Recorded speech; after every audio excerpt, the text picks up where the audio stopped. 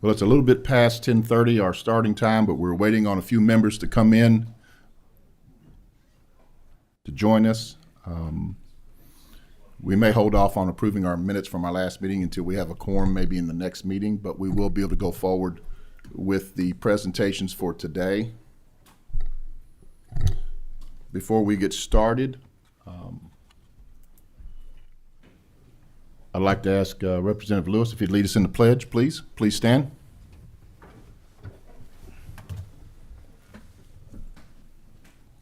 Allegiance to the flag of the United States of America and to the republic for which it stands, one nation, under God, indivisible, with liberty and justice for all.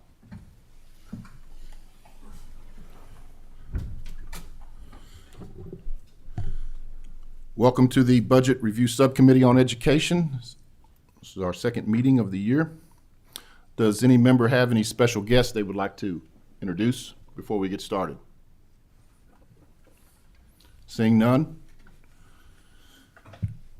we have a couple of things on today's agenda. We will be hearing from our new president of Kentucky State University. We're excited to hear the direction of which he plans to take the university. And we will be hearing on some workforce development in our community college settings. So without further ado, we need to do roll call real quick. Senator Neal, Senator West, Representative Baker, Representative Bojanowski, Representative Bowling, Representative Graham, Here. Representative Lewis, Here. Representative Palumbo, Representative Raymond, Representative Riley, Here. Representative Timoney, Senator McDaniel, Here. Representative Tipton, Here. Representative Banta, Here. Representative McCool, Here. Chair Deneen. Here. All right, with roll call taken, we'd like to call up new president of Kentucky State University. Please come up, take the seat there, and make sure your mic's turned on, and introduce yourself and have your guests introduce themselves to the committee. Make sure your green light is on, please. Pull the mics close to you where we can hear you. Well, good morning. Can you hear me? Well, thank you. I feel truly honored to be before you this morning.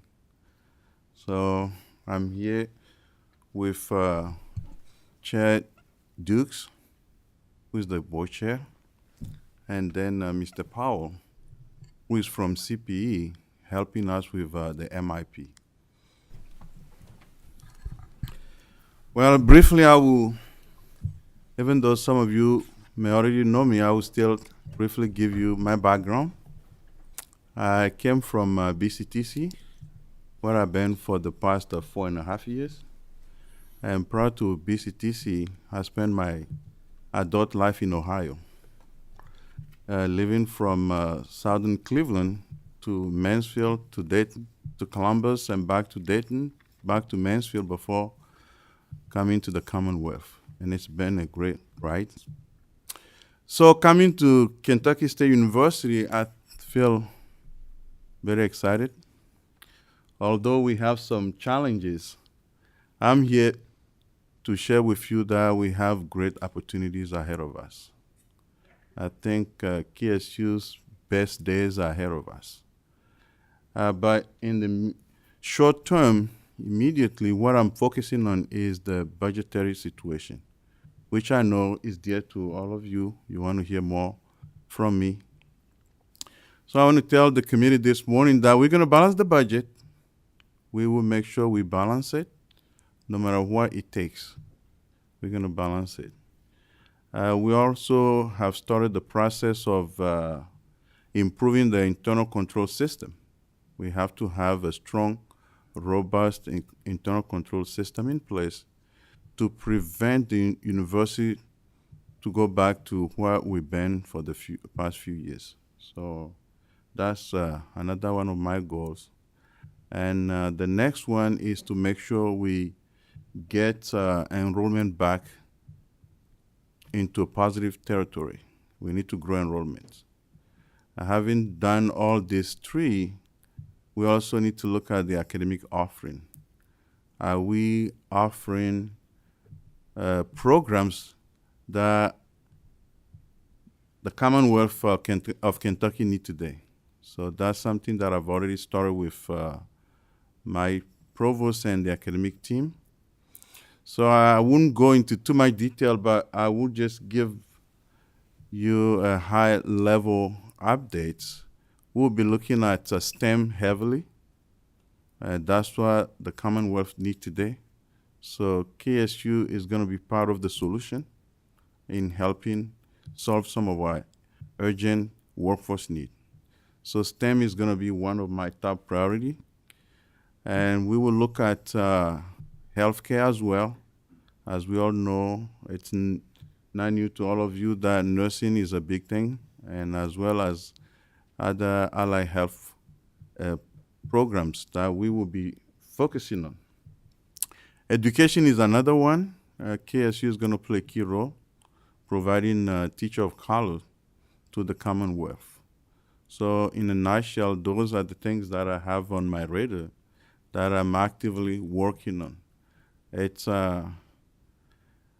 building the car while driving it. So I don't have any time to waste. So I'm at work actively 24/7 to make sure we steer the institution in the right direction. I will stop here and see if any of you have any questions for me. Thank you for the introduction. I would like to call on if your guests have anything that have joined you today, if they would have anything to add before we maybe take some questions from some of the committee members. Yes, good morning. My name is Tammy Dukes. I am the Kentucky State University Board of Regents chairperson. I'm happy to be with you today. I guess, I would just like to say that, over the last 4 to 6 months, we had to make sure that we made a significant impact. And number one, the decision that we made for our next president of the university, as well as making sure we have a sound financial future, as well as having a sound financial and administrative team for the university. And even though we were at the very beginning of this, we are really excited about the future for Kentucky State University, and we're going to do everything that we can to make sure that it's on sound financial footing and sound operational footing. And so that's basically what I have to say. And just please believe me that we have our hearts in this, we have our minds in this, and we are here positioned to make Kentucky State University a jewel for the state, the Commonwealth of Kentucky. So thank you. This is I'm Travis Powell. I'm Vice President and General. Oh, Yep, there we turn go. your mic on. There we go. Travis Powell, Vice President and General Counsel at the Council on Post-Secondary Education. And I've been the staff person tasked to lead the House Bill 250 oversight. So I thought I would provide a little bit of a House Bill 250 update for you, as there were many deliverables that were required to be completed by the end of the fiscal year. And one of those was the faculty and staff evaluation process. That process took place very heavily over the last part of the fiscal year, but it was completed on both the faculty and staff side. Just speaking to the staff, the faculty evaluation piece, Just looking at the overall results, I think the faculty review was a very substantive and meaningful process. It provided a lot of good feedback to the individual faculty members on areas with which they needed to improve. It was an expedited process, but I think it was done with fidelity, and you can tell by the outcomes of those reports that we saw that it was done with fidelity, and that the faculty members got really good feedback on the areas in which they can improve. Through that process, there were 7 faculty members that received unsatisfactory in all categories, and 5 of those chose to separate from the institution, and the others are in pending status right now. In addition, one of the requirements was a reorganization and looking at all the academic programs and a reorganization of the institution. Now, obviously, Dr. Akapo is coming on, and he'll have the opportunity to shape the organization as he sees fit and make recommendations to the board about how that should look. But a lot of that work was done before he arrived, and so. And a lot of that actually was done in the last month. And so when he was named president, so he was able to give some feedback on this process, although I'm sure some more changes will come. But just to let you know what they have done to this point, the Division of Academic and Student Affairs now has 2 deans and 7 chairs versus 3 deans and 12 chairpersons in the last structure. In addition to some merged schools, low performing and few majors were found in chemistry and mathematics. Degree granting programs, and those will be sunsetted and restructured into the Department of Biological and Physical Sciences and the Department of Mathematics and Computer Sciences. And the chemistry and mathematics program, they still have a few students in those, so those will require teach-outs, but that was those were some of the program closures that were done based on the academic program review and the restructuring. There's also a restructure in the Division of Vice President of Student Academic Affairs. The current structure of the division has a vice president and 3 assistant vice presidents, which is financially cumbersome for an institution the size of Kentucky State University. So the organizational chart now eliminates the vice president for student engagement and the associate vice presidents, and will now create a process with a provost, a vice president for academic affairs, and then a vice provost for student experience, and a vice provost for academic affairs. So this will help streamline the process and make it more aligned with an institution of this size. As for the management improvement plan, actually we have moved to a quarterly reporting process, and we hired an outside evaluator, Moss Adams, a firm, to come in and do the independent evaluation of progress towards goals in the management improvement plan. And I actually just got the most recently ended quarter report in about 20 minutes ago. So I will forward that on. You haven't had a chance to really review that yet, but I'll forward that on to the committee later on today. But I can tell you that significant progress is being made on the management improvement plan deliverables. A couple things that I will highlight. We did complete the RFP process, and an online provider has been identified, and a contract has been entered into with that firm. That contract went before government contracts review last week, so it is in place, and work is being done on that program. And Dr. Akapo mentioned increasing enrollment, and that's one way that we're going to do that is through the online enrollment. So we're very excited to get that done, and that was one of the deliverables that was tied to portion of the $5 million that was allocated in the recently ended fiscal year, about $2.5 million for the online program, and so they were able to complete that. We're really excited about getting that off the ground.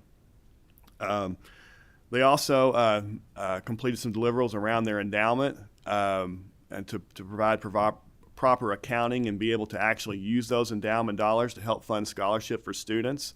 A process was not really in place for them to leverage all the endowment dollars they needed for scholarships, and so now they have an endowment investment policy and allocation process in place. All the donor agreements are in the process of getting in place or are in place already. And so we hope that the institution can use up to around $600,000 in endowment funds for scholarships in this next coming year. So really excited about using that, being able to access those funds. A salary study is in the process of being completed as well. Obviously, we've got to look at the budget of the institution to ensure that whatever salary structure that we have in place makes sense for the budget of the institution, but we want to make sure that we have those salary bands in place, and we can set that hopefully to be competitive with other institutions while still keeping in mind the budgetary constraints that the institution has.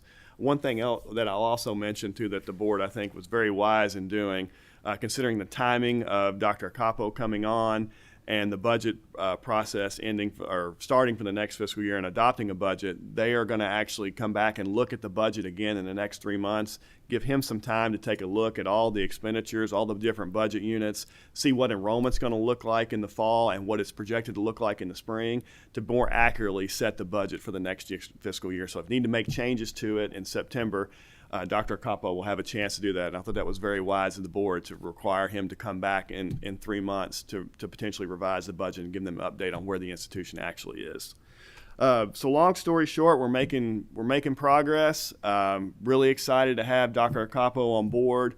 One of the requirements of the management of House Bill 250 was to go through a presidential search process, and I can tell you that it was an absolutely substantive and thorough process. The committee did an absolutely fantastic job. Not only did they make a fantastic choice, they had a fantastic pool of candidates. And if you were tracking it and saw the 3 candidates that were potentially to be hired for the institution, I think it says a lot for the institution. I think it says a lot for the General Assembly, quite frankly, that we had such good candidates apply for an institution that we all know has had many issues over the years. But with House Bill 250, they saw that the support for the General Assembly was there. They saw support from the board. And so we had some really great candidates, and we're really lucky to have Dr. Capo in place. Happy to answer any questions you have about House Bill 250 or CPE's involvement in any way. Appreciate you having us today. Thank you. At this time, we'll start taking some questions from committee members. Representative Graham, I believe. First of all, let me welcome you again to my university and to the community. And the one thing that I think that you're trying to do, and I hope that you will continue to do, is to develop a strong relationship between the university and the community. The university is part of the community and vice versa. And also a relationship with our business community, because they're ready to work and to support the university, as well as a good relationship with our school districts here in Franklin County and the surrounding counties to recruit those students who may not want to go to a large university or a larger university, but would be interested in Kentucky State and coming to Kentucky State and doing the things that Kentucky State can do to help them to achieve success. And speaking of success, I think the university has not in the past promoted itself with public relations, not only here within the community or in the region or in the Commonwealth, but across the country. And 2 programs that I know of that have been successful for the university is the nursing program, of which they have 100% passing rate with their students, and the aquaculture, which is widely known. And those are things that the university can do in terms of promoting the success of Kentucky State University, because it doesn't just reach within our region, it reaches across the world. And you've had people to come into the university with the aquaculture program to look at it to see how they can do better in terms of what systems they have. And so with all of those things, the university has a lot of positive, but it needs to promote that positive so that people know that the university is doing exactly what it needs to do, but we also know that we need to improve on other areas.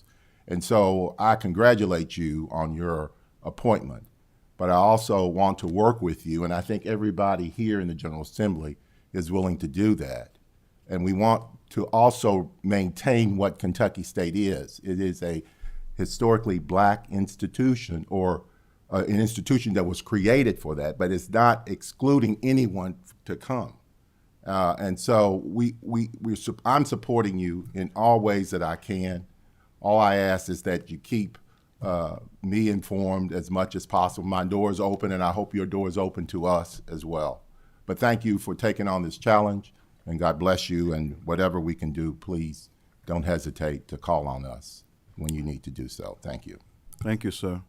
I think all that you've mentioned, I've been working on them already, and I cannot thank the General Assembly enough for what you all have done for me for the past 4 year and a half. I truly, truly appreciate you all, and I truly look forward to working with you even while we get KSU back on track. I've been reaching out to some of your the members already, the business community. The 2 high schools in the county, I've already met with the superintendent. That was the first thing I did on day 2 on the job. My friends and brothers from KCTCS were reaching out to them. I have given myself a 90-day goal to get all the articulation done with KCTCS so we can be able to work closely with KCTCS. And Jefferson and Fayette County schools are also my target, as well as all the high schools in the area. So I'm on it, I can assure you. So I'm a little bit biased, though. You said the 2 high schools. Well, those are the 2 county schools, but you have a city school system, which I'm affiliated calendar. with as well. It's on the calendar. Okay. It's on the calendar. Thank you. Thank you. Every stone is going to get turned. But I do think that is a need for the university to project itself in terms of the positive things that we have been able to do here in this community and the Commonwealth as well. And I don't think we've done that in the past. But we need to know, we need to let people know what the university is all about and the history of the university. I agree. And the success of the university. Thank you. Thank you, Mr. Chair. I agree with you. The day before yesterday, actually, I welcomed a group from African Union and State Department who were interested in learning what the university is doing. So our footprint is worldwide, and my goal is to make sure it's known to everyone. All right, next up, Representative Tipton. Thank you, Mr. Chair. President Apaka, it's a pleasure to have you here. Congratulations again. Chairman Dukes, thank you for being here. It's very important in the current situation, I think, for the General Assembly to be able to meet you and see you and interact with you in your role and your fellow Board of Regents. Travis, thank you for your report. I do have a few questions. Travis, in your report, you shared a lot about the performance review. Mm-hmm. Could you send us a written statement on that, on kind of your report, the updates on the faculty, on the programs that were eliminated or reworked, as well as the updated organizational chart? Could you just make sure we have a copy of that? Yeah, absolutely. Those are all in board materials, and so it'll be easy to forward on to you. So I'll be happy to get those to you. I appreciate that. And if I could continue, Mr. Chair, I know one of the items of consternation over the last couple of years has been the lack of the internal audit from the fiscal year 21 budget. I understand that is done. Could you give us an update on the results of that fiscal year 21 audit? Or is it is completed? No. I thought, okay, so 21 still not completed. Yeah. And obviously 22 is not completed. Could you give us an update where we are with those internal audits and when we can anticipate having that information? Yes, of course. Thank you, Representative Tipton. We are scheduled to have the 2021 financial audit completed, as well as the compliance audit completed by July 31st. Okay. And we are on track to do so. And then the FY22 audit will be completed by the end of August 2023. Okay. So that's coming. And then they will begin the procedures for the FY23 audit. So we're on track for that. We've been in constant communications with our external auditors, and we will have those findings and those reports ready for you in that particular timing. Okay. Thank you. If I could continue, Mr. Chair. Can I please add Absolutely. one more thing before we continue? I've had a meeting with the auditors last Friday, and I questioned the fact that things were not going fast enough. And they set up a timeline, and they were worried that they were too ambitious with the timeline. Mm-hmm. However, they promised to send me a revised timeline, and my request of them was to make sure this is done quickly and before the end of this year. And as a former CFO, I can tell you, I don't know how we got here. But my goal is to make sure we get it done, and then going forward, we have a process in place where this will never happen again. Okay, thank you. And I understand you weren't there, but how can you make financial decisions if you don't have this information? And I appreciate your comment on that. On regard to the performance review by the state auditors, I know I think you all have given a response to that. Could you comment a little bit on that performance review and your response? I think most of the items that I saw were completed, but there were a few items yet to complete. Yes, I reviewed that even though I wasn't here officially. Sure. I was part of the response. And some of the ones that are not completed are supposed to be ongoing. So as we improve the internal control system, those are part of my strategic goals that we make sure we have that process in place going forward. Okay. And I apologize, Mr. Chair, but I was heavily involved in the formation of House Bill 250, so I have quite a bit of interest in this. We're all aware that the new dorm was scheduled to be ready last spring.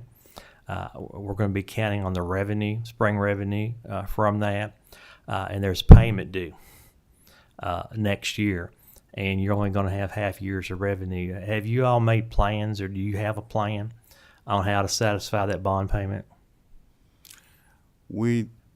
As I look at the budget, the good news is the bond payment the full payment is not due this year. Okay. So it's about half of what is due will be due going forward. Okay. So as I speak to you, I'm working on a plan to make sure we meet that requirement this year and have a plan in place to meet the higher requirement going forward. Okay.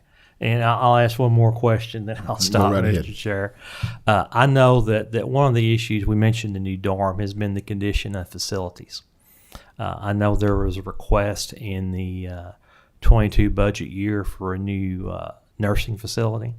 I know that there are a lot of deferred maintenance that needs to be done. Have you been able to?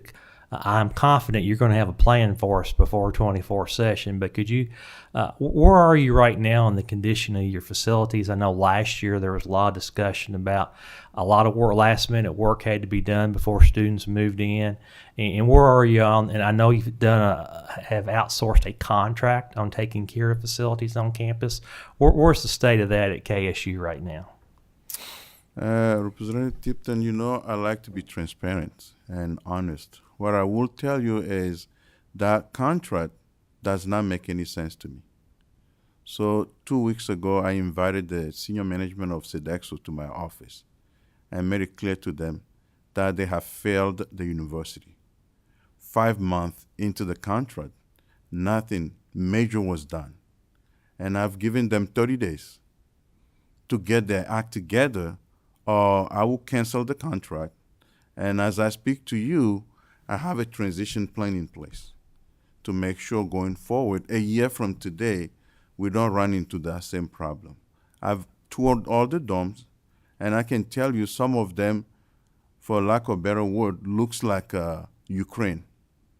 The student torn everything down in the dorms and broke desks and everything, and I made it clear to Sodexo, it's unacceptable. So we're doing the best we can to get ready for this fall, which is already upon us. But a year from today, hopefully I will invite you to come see for yourself. All right, Senator Neal. Thank you, Mr. Chairman. And welcome, Dr. Capo, Thank you. Board Chair, Thank you. gentlemen.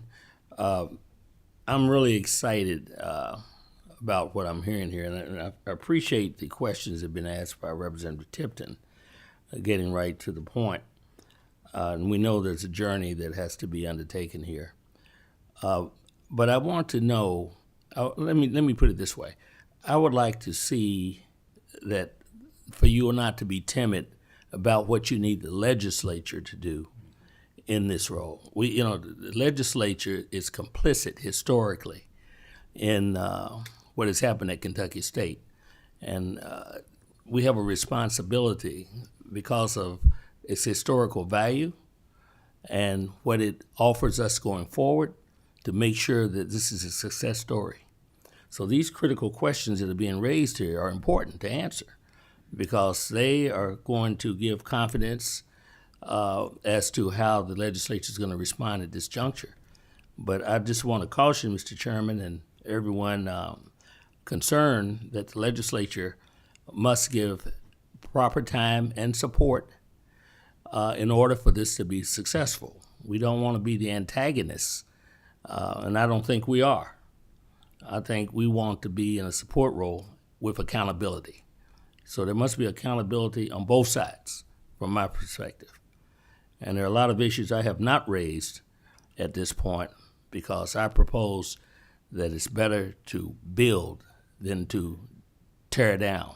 And we have an opportunity here, a historic opportunity, not only from what I think I see in this leadership that's emanating from that bench there, but also this legislature has a responsibility to step up to the plate and do what's necessary to make this a win-win, a historic success story. I trust and I'm optimistic that this will happen because of my discussions with some of my colleagues. I think they're well intended, but accountability has to take place. There's no question about that. And again, welcome and thank you very much for the information we received thus far. I look forward to information into the future. Thank you, Senator. All right, we have time for, If I can just add something for 30 seconds to, because I wasn't able to answer Representative Tipton's last point. Yeah, the nursing building, I'm looking for a health sciences building. In addition to the land-grant program, the fastest growing program on campus right now is nursing. They're doing a fantastic job. And the last cohort all got tested 100%. But the building is so small. And in my work with KCTCS alone, we will fill that place. And it's difficult to work in the building where we are right now. As I speak to you, the air conditioning is down. And we spent hundreds of thousands to buy mannequins and equipment that need air conditioning.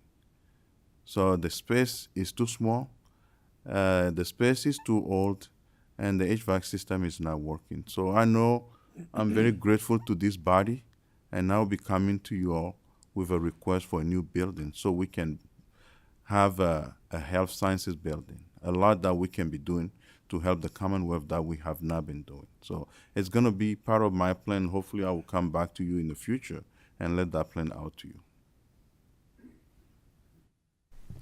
all right, I think we have time, out of respect for our next presentation, we have time for one more question. Senator West. Thank you, Mr. Chairman. I'll make it quick. Thank you, Mr. President. Thank you, Madam Chair. It's easy to go into a really nice position, but it takes a great deal of courage to take on the task that you have, and I appreciate the work you've already done, it seems like. My question could be for Mr. Powell or whoever. It's in response to financials. So we've heard, we're a little bit behind. Well, we're a lot behind on the 2021, 2022 financials. As you put your budget together, do you think that do you feel you have adequate information to do that do you have a good snapshot of what's there so you can make informed decisions on the budget going forward? Thank you, Senator. It's going to be difficult. I'll be honest with you. I like to be honest and transparent. The reason why I said it's going to be difficult is we have an institution with a culture where people spend money without going through the approval process. So under my leadership, it's not going to happen. But I have no control over things that took place in the past. So every day I discover something new. Last week, I got an invoice from a vendor from 2019. And in the budget that we put together for the board last minute, and I'm glad the board allowed us to do a high level so we can come up with the detail for them in 90 days, we projected scholarship and write-off to be $2 million. Last Thursday, I got a surprise. Even though I told my team when I wasn't even on the job, to stop awarding scholarship until we know the sources of this scholarship. People still went ahead and made the commitment on behalf of the institution at $2.3 million. So, you know, scholarships run all year round. So I'll be meeting with the team next week to understand exactly the type of scholarship that were awarded. Because if a all year round scholarship, 2.3 million a month before school starts, that means it's gonna double. So all this detail, I don't know. But one thing I can promise you all is we're gonna make it happen. If that means cut to the bone to balance the budget, we're gonna do it. But it's gonna be very painful. Because one thing that I have to keep in mind, and I also need your patience with me, is we need the manpower to do the job. But on every balance sheet, number one cost is, we're a service industry. Number one cost is payroll. Number two is procurement. And part of the procurement is the obligation. Like Representative Tipton mentioned, the bond payment, we have to make the payment. IT, we have to continue operating with IT. There are so many contracts that are fixed. And the challenge is, I gave this analogy to staff. I had an open forum this week, and I told them, we're flying a Boeing 747 with 25 people on board. The fixed costs are gonna remain the same. You're gonna pay the pilots. You're gonna pay for fuel. You're gonna pay for maintenance. Until we grow enrollments, it's going to be challenging with our capacity. That's why one of my main goals is to make sure we grow enrollment, and we do it fast. And you all have helped already with this online implementation. It's going to help, but we can't sit still. That's why I've been on the roads, engaging high schools, businesses, and anything I can do to make sure we position ourselves for growth. I have already been doing it. I wish I had more than 24 hours in a day, but only 24 hours in a day. But I can assure you it's going to happen. I'm committed. I know the challenges that I will be facing, so nothing surprising to me. But we just have too many unknown. But I'm going to make it happen. Quick comment, Mr. Chairman, to follow up Yes. on it. I really appreciate that answer. If Kentucky State is going to move forward, it has to be through honesty and integrity. And you could have easily avoided answering that question, but I really feel that's a very honest answer, and I really appreciate the honesty there. And that's how we're going to make it through, is being honest and working through these issues as we move forward. Thank you. Thank you, sir. Well, in closing, I want to welcome you. Thank you. I understand you have a tall mountain to climb, and we will do what we can to support you. Thank you. But we would like for you to come back time and again until maybe give us updates quarterly as you progress along these improvement plans, and give us updates. So thank you, guest, for coming. Thank you, sir, for being with us today. We look forward to working with you going forward. Likewise. Thank you. Thank you. Next up, we have Dr. Justin Pate, president of the Elizabethtown Community and Technical College, to speak with us a little bit about workforce development and what's going on in our Kentucky community colleges. Please make sure you introduce yourselves to the committee and your guests, and make sure your mics are turned on when you do so. Thank you, Senator Deneen, and really appreciate this time. My name is Justin Pate, and I'm the president of Elizabethtown Community and Technical College, one of the 16 colleges of the If you could pull your mic up, make sure your light's on. Light is on. I just may not have been close enough. They don't make these long enough for us, do they, Senator Deneen? My name is Justin Pate. I'm the president of Elizabethtown Community and Technical College, and that is one of the 16 colleges of the Kentucky Community and Technical College system. With me today is Mrs. Jessie Shook, Vice President of Workforce Development within KCTCS. and really appreciate the opportunity to be here with you all.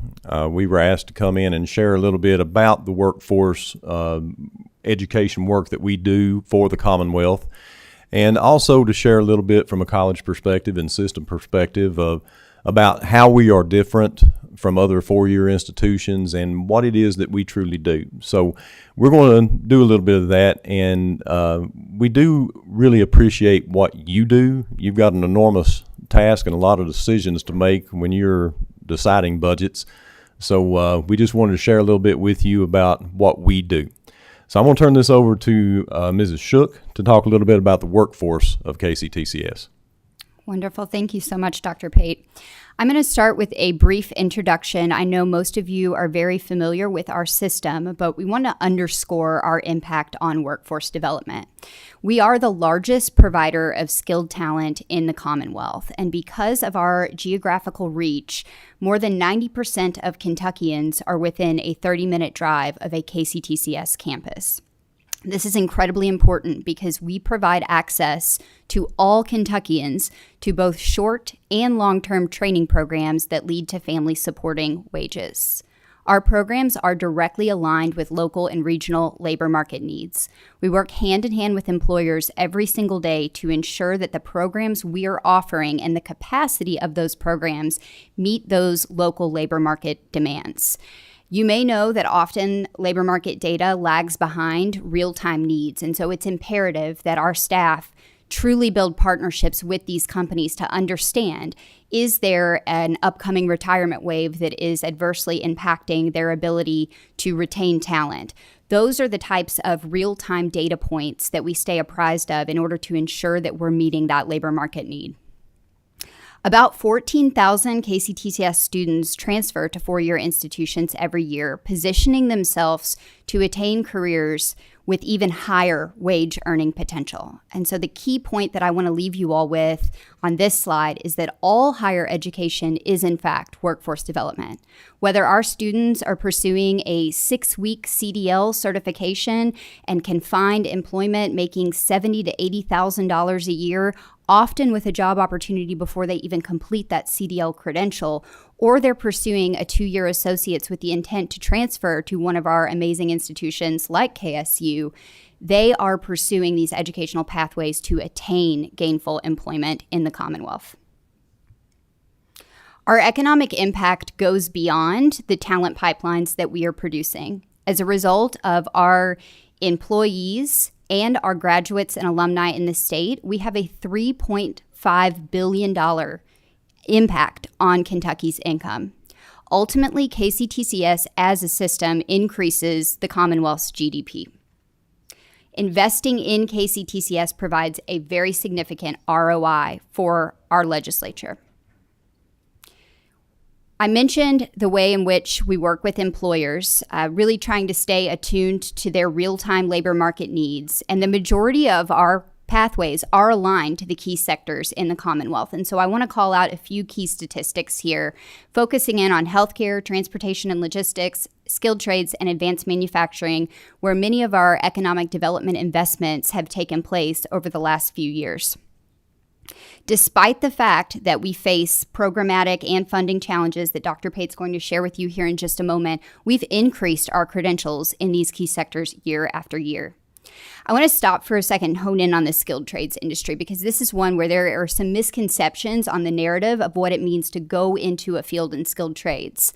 I'm sure you all have heard this narrative in the past. I hear it pretty regularly, and that is, you don't need to go to college.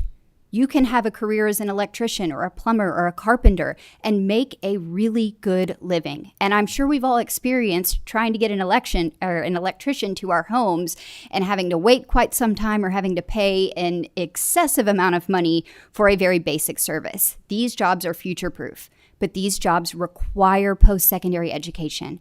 They require college.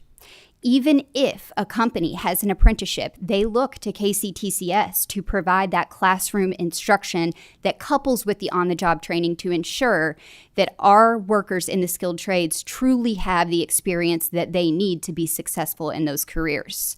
And you may not know, but 93% of students in the Commonwealth who choose a career in the skilled trades select KCTCS as their training provider. I also want to focus in on the healthcare space. There are many challenges associated with nursing programs, and we know that the nursing shortage is critical for the Commonwealth. Despite the challenges, we've continued to increase the number of credentials awarded year after year. Those challenges include the number of seats we're able to put forward in each of our programs, difficulty in recruiting skilled faculty with the dollars that we're able to put forward to recruit those individuals, and the rigor of these programs is extremely intense. Our students are often balancing full-time work, childcare challenges, transportation challenges, and they are faced with one of the most difficult pathways in terms of academic rigor. Even despite these challenges, we continue to grow our credentials in nursing, and you can see this growth over time in this slide.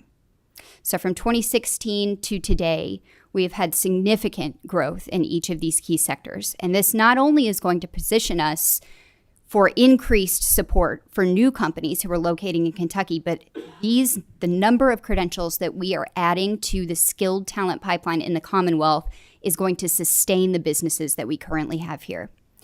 And from there, I'd like to pass it back over to Dr. Pate to talk a little bit more in depth about the students that we serve. Thank you, ma'am.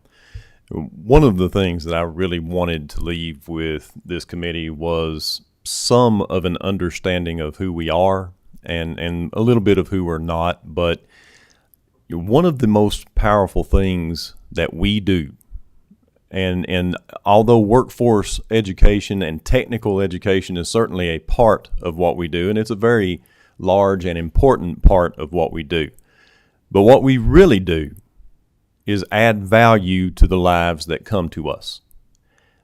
That's what we do for all Kentucky citizens who come to us. We add value to their lives.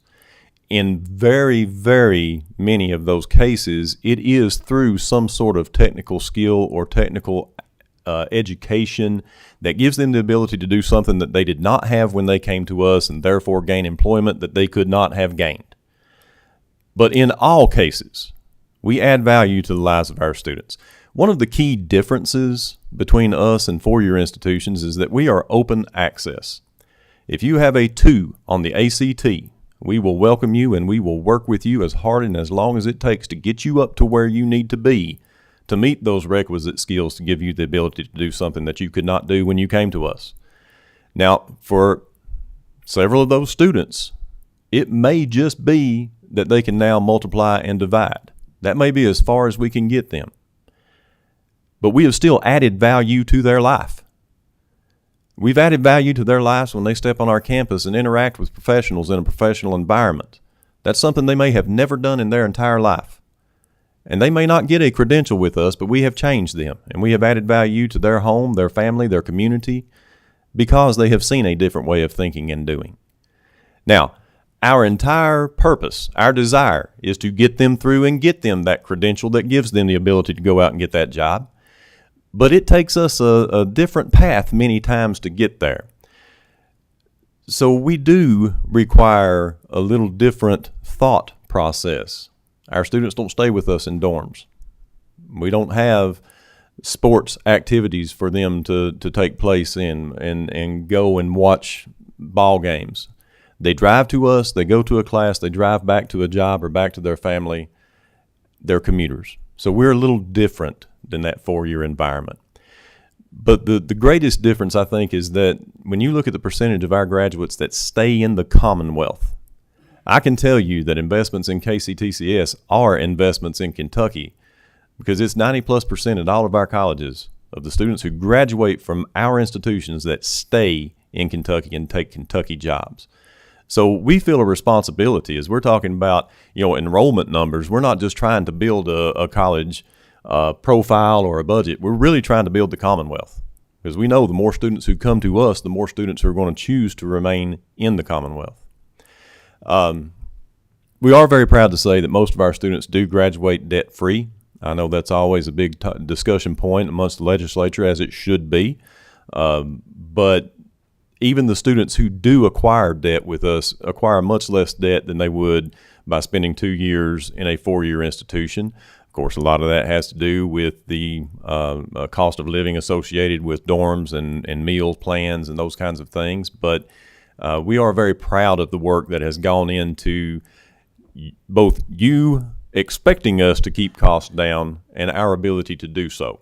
But it does create some funding challenges as we try to mitigate costs for our students. Some other challenges that we face, not necessarily unique to us, but certainly real for us, is the ability to recruit and retain faculty in these key technical areas. Salaries in these technical fields just continue to rise because, as Ms. Shook alluded to, the fewer of these jobs and the fewer of these people, or the fewer people to fill more technical jobs exist, the more the wages go up. Well, we compete with hospitals and manufacturers for nursing instructors and manufacturing instructors. So it is really a challenge to get the people, but then also from a business model standpoint, if we didn't have the income that comes from the gen ed revenue, we could never support the technical programs that have a cap size on enrollment, whether it be for safety concerns in a welding classroom. Representative McCool understands this, or programmatic accreditation things like in healthcare. You know, we can only take 10 students in a nursing clinical environment or a hospital environment due to regulations. Now, I can put 30 in a history class, no problem, but I'm regulated on many of the technical programs. So it truly is a balancing act to look at that business model when you look at the gen ed versus the technical. And we do not charge differential tuition. So we don't charge that welding student more. Now we're investigating it in full disclosure because we're going to have to start looking at different models. The other challenge is keeping up with the pace of rising material cost. We all know what that has done. Well, when you train people in building professions and trade professions, and we see the cost of those materials rising, well, the cost of our training also rises. So there's a lot that, you know, we face on a day-to-day basis that I would certainly like for you to understand, and we welcome questions on any of this. But just continuing on a little bit, the other things that I really wanted to share some conversation with you all on is some of the funding challenges that we have. You know, we were not established with bonding capacity, so we can't bond projects, and capital projects are really a lot of the discussion points amongst the KCTCS presidents because that's really prevalent on our minds and our ability to maintain our campuses, but also advance our programs. So, for instance, the number one KCTCS capital project is and has been for about 10 years now the renovation of a technical building at my college, at Elizabethtown Community and Technical College. It's such a challenge because that, when I first got to the college, was a $26 million total scope project. Well, now we have received funding for phase one. Thank you. Last session, we received $16.5 million, but due to the cost of construction increases over the course of the past 4 years especially, phase two is now going to cost $44 million. Well, our communities can't come up with that kind of money. So really and truly, we rely on the legislature. All of our colleges rely on the legislature for investments in our capital projects so that we can continue to upgrade our facilities. And in many cases, I know Maysville has buildings that, you know, are real danger of outliving their useful life without major renovation. That's the point we're at, and we need help with that. And since we don't have bonding capacity, and since we don't have billion-dollar endowment funds for capital construction, we really rely on the legislature and investment to make these things happen. But we are committed to not bringing a project to the legislature unless it has a workforce or an educational advantage. We're not asking for frivolous student center, and I don't want to call student centers frivolous, but in our minds, for what we do, a student center would not be a justifiable request to bring to the legislature. We really want to focus on need-based requests.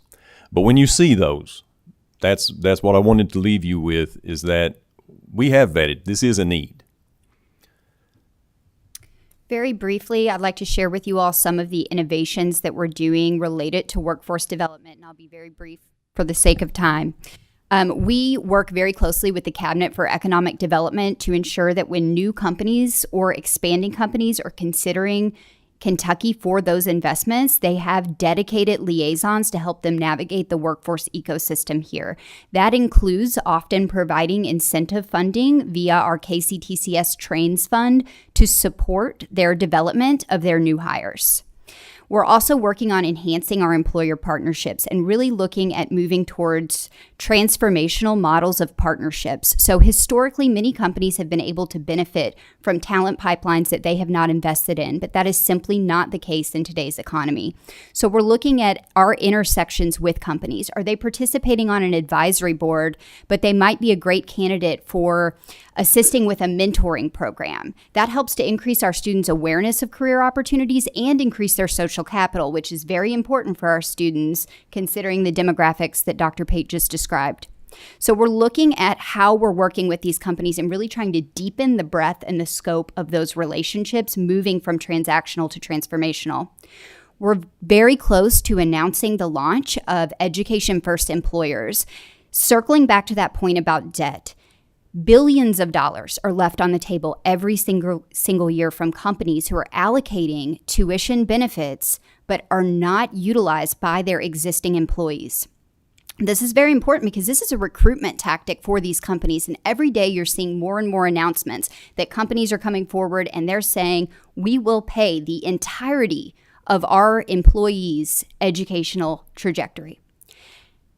$3 million right now we have committed to KCTCS through this Education First Employer network of partners who are committing to providing tuition, flexible scheduling, and provide our students with jobs with living wages based on that region. So that means the 30% of students who withdraw from KCTCS every semester and cite financial reasons or employment conflicts as their rationale for stopping out of higher education, which is workforce development, we can offer them connectivity to these employers. We can get them down to the place where they are graduating with zero debt by coupling these private sector investments with existing scholarship and grant opportunities. And then lastly, we have launched a platform called Handshake. It's very well known and well utilized across the country. This is a one-to-one connection platform for companies to recruit KCTCS talent. Currently, we have close to 300,000 job postings for KCTCS students available on Handshake. And so we are really working hand in hand with companies to ensure that our students have these opportunities and can persist to credential completion. Our unemployment or our labor force participation rate in the Commonwealth is 57%. And studies are projecting that within the next 10 to 20 years, 80% of jobs that pay less than $20 an hour will be automated. We have 600,000 Kentuckians who have some college but no credential. It's imperative that we get them back in to a career pathway and add to our skilled labor force.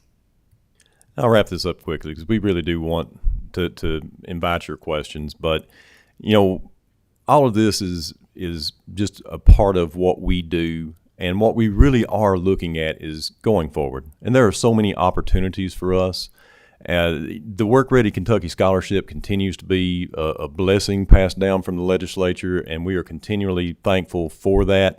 But even so, we've got opportunities to expand that, to invite other education fields, other fields that matter toward the Commonwealth. So there's a lot that we can talk about that we have done, but I really look forward to those conversations as we start, talking about what we're going to do.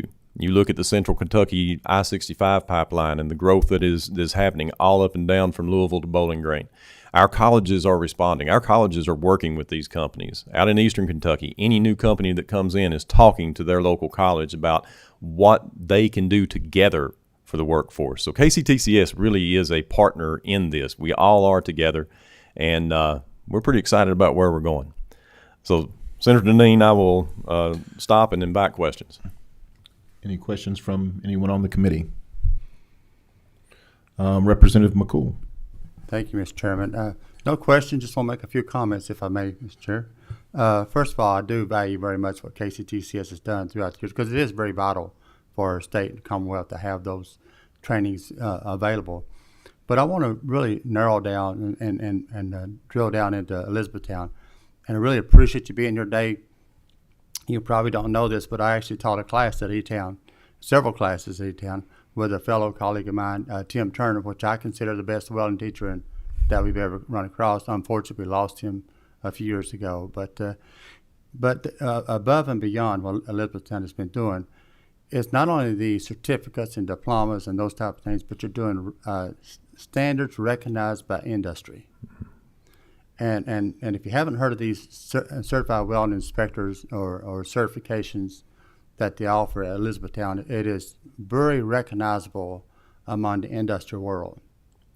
One thing I did notice, and this is 20 years ago when I did teach there, it's a great facility.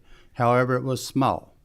And so to me, with the number of people that they're serving, any consideration about expansion and those type of things, and I'm sure it's beyond just the welding.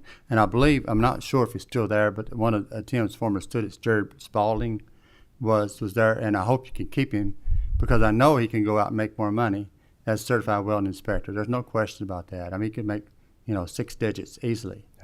But his strength and value that he brings to the students is tremendous. Have you looked at any of that as far as expanding the welding opportunities for? And I hope they continue doing the efforts because at one time we was teaching all the welding teachers in Kentucky, or making it available to become a certified welding inspector educator. And I don't know if that's still ongoing or not, but Yes, sir. I certainly hope that it is. Yes, sir. And in the renovation plans for that occupational technical building, the expanding many of our programs is top of the line.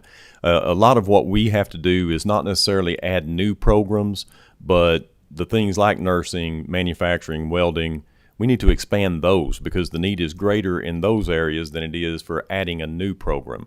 But the problem is a lot of our buildings, like the one we're talking about, was built in the 60s and 70s, and all of them had little small compartmentalized labs, and those just don't work anymore. Right. All right. Thank you. Representative Timoney. Thank you, Chair. Thank you for the very informative information today. Very informative. Ms. Shook, outstanding presentation. You seem very, very well rehearsed for today. Thank you. I have a question and a comment. First, Mr. Pate, you backtracked a little bit on this, and I want to know that I want you to know that you didn't need to. The frivolous comment. Okay. Universities are are fighting for students, and they're putting in lazy rivers. Okay, so you're talking about that. It's okay to be conscientious about not playing that game, sir. So please do not feel like you needed to backtrack on that and explain yourself, because it's getting to that point now where, it's the how good is the instruction, how good is the workforce training. No, do you have a lazy river? It's not important. So please don't feel like you needed to backtrack on that. We want people to get the top product, but we also want to make sure that we're not just chasing rabbits, So thank you. You all are at the epicenter of a huge project that the state legislature was involved in a couple of years ago with Glendale. I know you all see that. The construction, and I mean, I drove through there very recently and was just like, holy cow. I've driven by there so many times, and but it's alive, it's going on.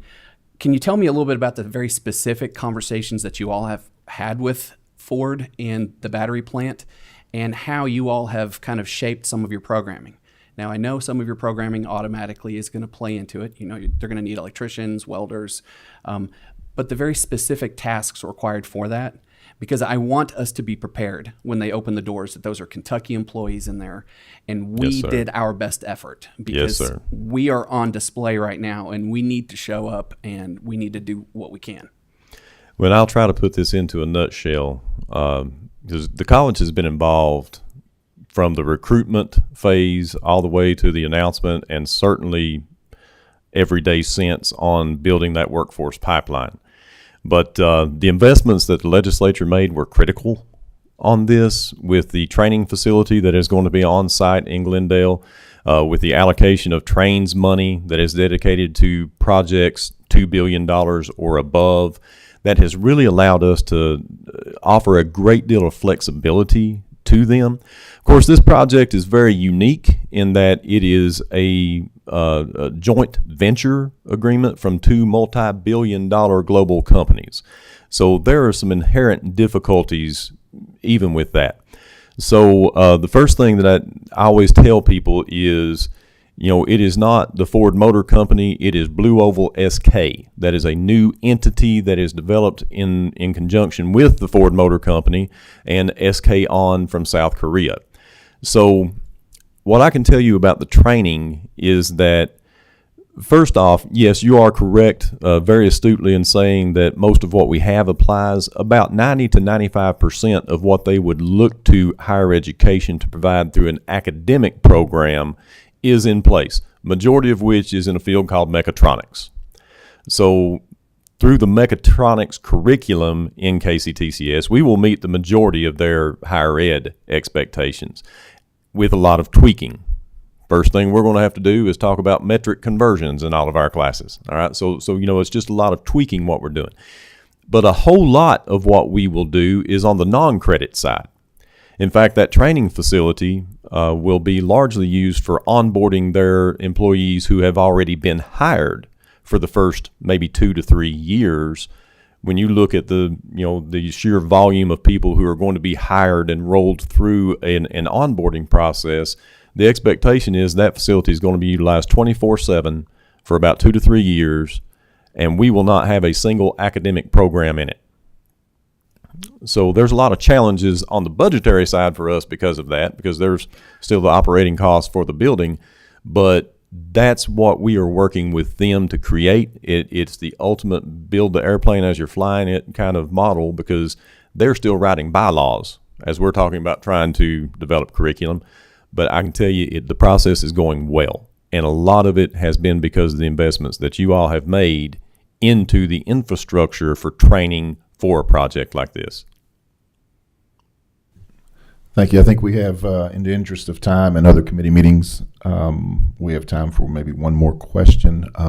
We'll circle back at the end of the meeting to approve the minutes from the last meeting before we leave. So hopefully we'll hold the quorum until then. So with the last question here, Representative Tipton.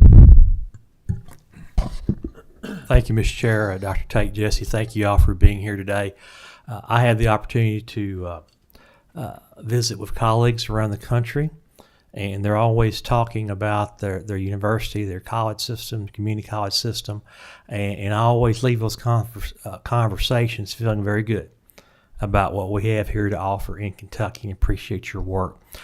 Yesterday in the Joint Interim Committee on Education, we had Dean Murphy from WKU and some folks from Nelson County High School, and I know appreciate E-Town's playing an integral role in their teacher apprenticeship project. I understand you're going to be offering associate's degrees to those students as they graduate from high school, go on WKU. I'm going to shift gears a little bit, talk about performance-based funding. While I've got a community college president in front of me, the work group is meeting in 2023. Dr. Opaka, you're soon going to get inaugurated into that effort, along with the other university presidents. But I know that this is the second work group. We're looking at possible changes. Could you share a little bit your thoughts about performance-based funding, what's good, what's bad from a community college perspective? Certainly. And KCTCS is very supportive of performance-based funding. We recognize that is a really good opportunity for us. We perform well, and we do not shy away from that accountability.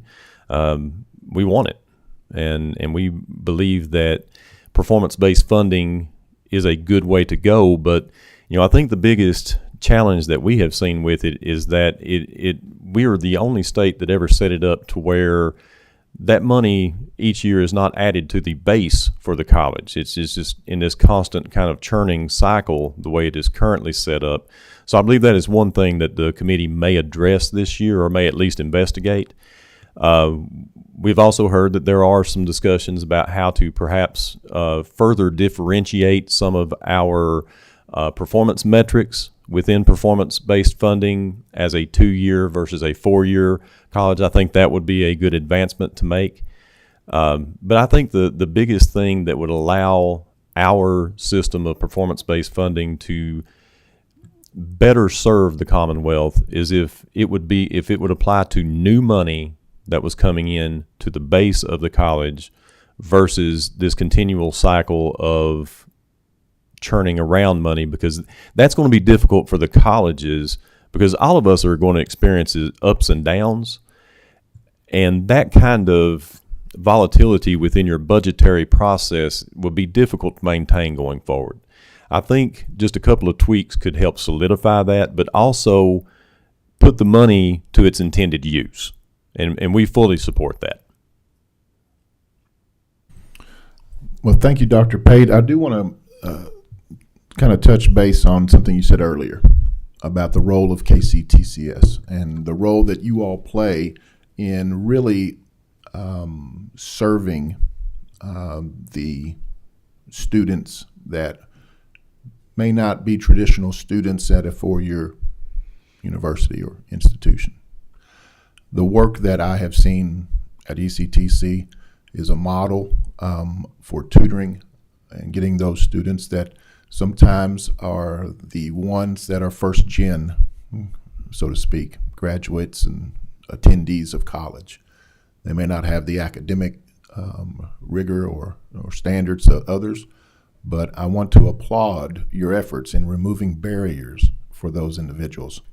One program comes to mind that I would encourage every committee member to look into is our Family Scholar House program at ECTC, where it does a tremendous job in removing barriers for students of all ages that are trying to better themselves and get a better job and to move out of poverty. I know you have raised quite a bit of private funding for an expansion of that program, and I would encourage every committee member to look into the Family Scholar House program and to familiarize yourself with it, because that program, I believe, will greatly impact the children and the families here in the Commonwealth as they try to get into college and gain those necessary certifications to be members of the workforce, to better themselves and their families. With that said, I want to say thank you to both of you. It was a great presentation. I apologize, folks, we got a little bit later start than we were waiting for a quorum, but I do want to, before everybody leaves, before we take a motion to adjourn, I would like to have a verbal vote. If I believe everybody has received the minutes from the last minutes, do I have a motion to accept the minutes? We have a motion and a second. Do I have a motion to adjourn? All right, motion is made to adjourn. Thank you all for coming today. Have a safe trip home.